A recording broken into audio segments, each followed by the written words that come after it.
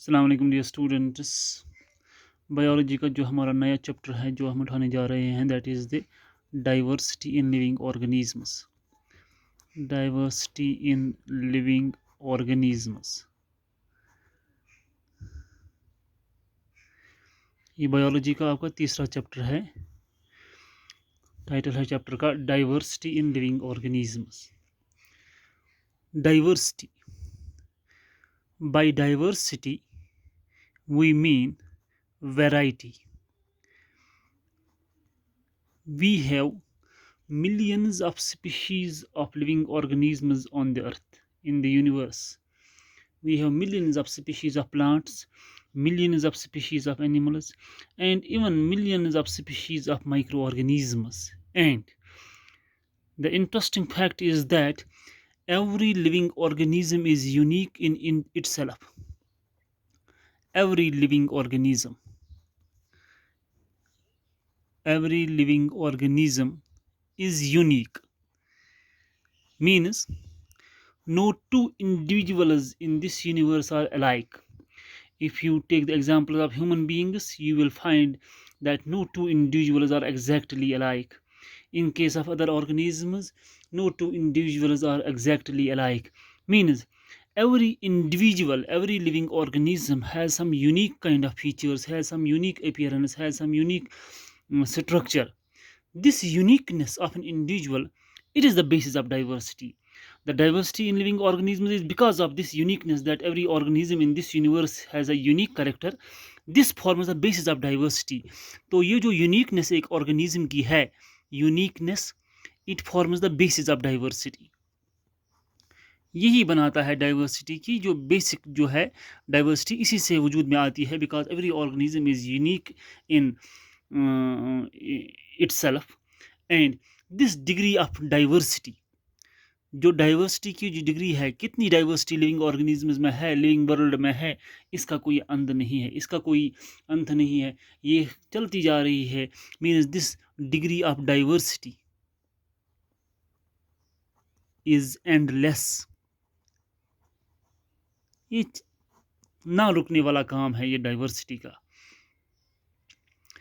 और आज की डेट में हम जब देखते हैं, it is estimated that only 92%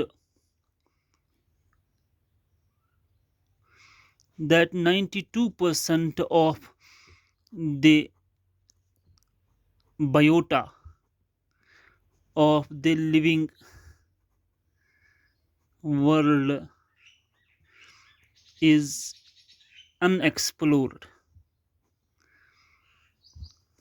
तो एक अंदाजे से हम कह सकते हैं कि ये जो डाइवर्सिटी लिविंग ऑर्गेनिजम्स की है, ये तो इसका कोई एंड नहीं है. It is endless diversity.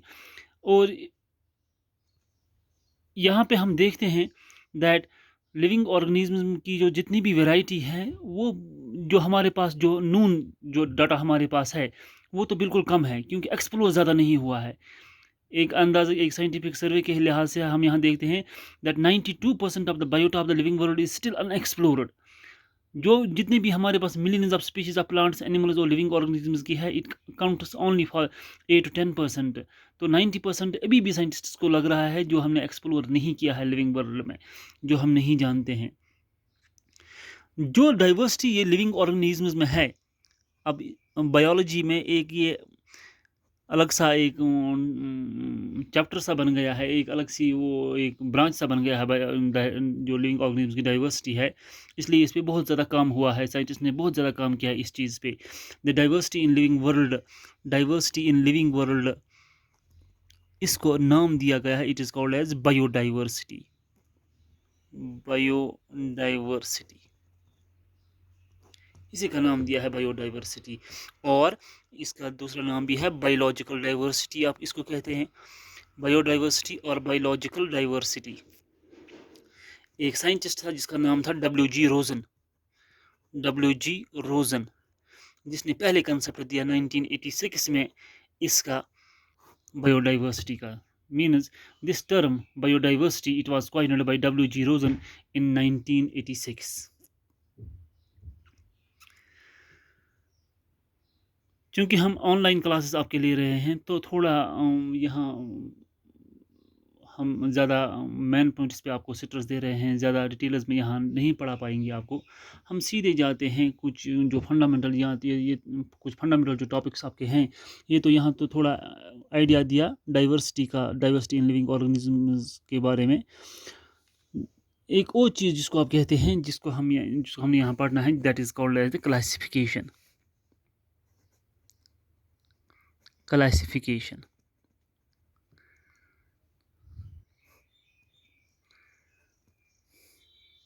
as you know that we have the bewildering variety of living world around us, and it has taken millions of years for this variety to exist in the living world. It would be impossible for us to study each and every living form separately at the individual level. तो हमारे पास millions of species of plants हैं, animals हैं, हम हर एक individual को separately नहीं पढ़ सकते हैं। तो इसके लिए हम क्या करते हैं, for studying the diversity of living organisms in an effective way we have to arrange various kinds of organisms in an orderly और systematic manner.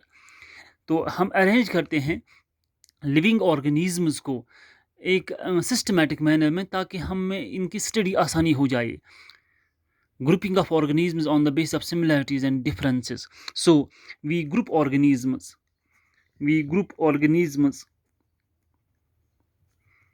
on the basis of similarities and differences. On the basis of similarities and differences, we group organisms. So on the basis of these similarities and differences, different species are arranged into higher categories, जैसे genus है, family है, order है, class है, phylum है। हम इनको अलग अलग कैटेगरीज में हम इनको क्लासिफाई करते हैं। The method of arranging organisms into groups or sets on the basis of similarities and differences, it is called as classification. तो classification क्या है? It is the method of arranging organisms into groups or sets on the basis of similarities and differences. On the basis of similarities and differences is called classification. इसी को आप कहते हैं classification. तो आप कुछ करेक्टर्स चूज करते हैं, या तो वो सिमिलैरिटीज़ में आते हैं, या तो इनके डिफरेंसेस जो करेक्टर्स हम चूज करते हैं, based upon the similarities and differences we classify organisms into different groups. This classification of organisms into different groups और into different sets on the basis of some similarities, on the basis of some differences, it is called as classification.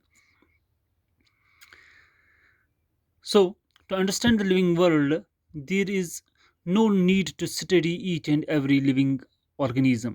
जब हम classification करते हैं तब हमें ये ज़रूरी नहीं है कि हम हर एक ऑर्गेनिज़म को स्टडी करें। In fact studying only a few representatives from each group would give an idea of all members of that group.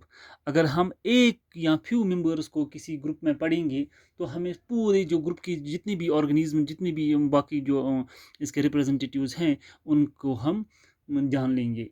तो अगर हम, जाहिर सी बात है, जो भी ह्यूमन पॉपुलेशन पूरी दुनिया में है, अगर हम किसी एक इंडिविजुअल को स्टडी करेंगे अच्छे से, तो हमें पूरे ह्यूमन पॉपुलेशन की जो है, इनकी एनाटॉमी, इनकी मॉर्फोलॉजी, इनकी फिजियोलॉजी, इनका जो बिहेवियर, इनकी जो ईच एंड एवरी एस्पेक्ट जो है, हम इनका देख सकते हैं। लाइकवाइज बाकी ऑर्गेनिजम्स का भी हम अगर एक इंडिविजुअल को अच्छे से पढ़ेंगे, एक इंडिविजुअल को उसकी स्टडी अच्छे करेंगे, तो बाकी जो है बाकी ऑर्गेनिज्म उनकी हम इजीली तो फॉलो कर सकते हैं।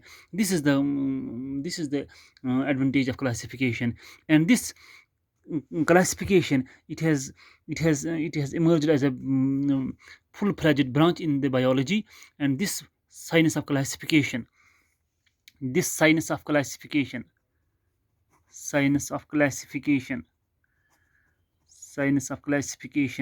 इज़ कॉल्ड, इसको एक बायोलॉजी का एक नाम ही आया है, एक बायोलॉजी का एक चैप्टर ही आया है इसके ऊपर, इज़ कॉल्ड, इस जिसको आप कहते हैं taxonomy.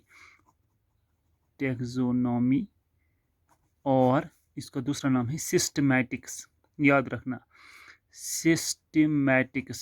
This is the branch of biology which deals with the study of classification, taxonomy जिसको आप कहते हैं taxonomy और systematics, आप दोनों नाम, इसको दोनों नामों से पुकार सकते हैं। The branch of biology which deals with the study of classification is called as taxonomy or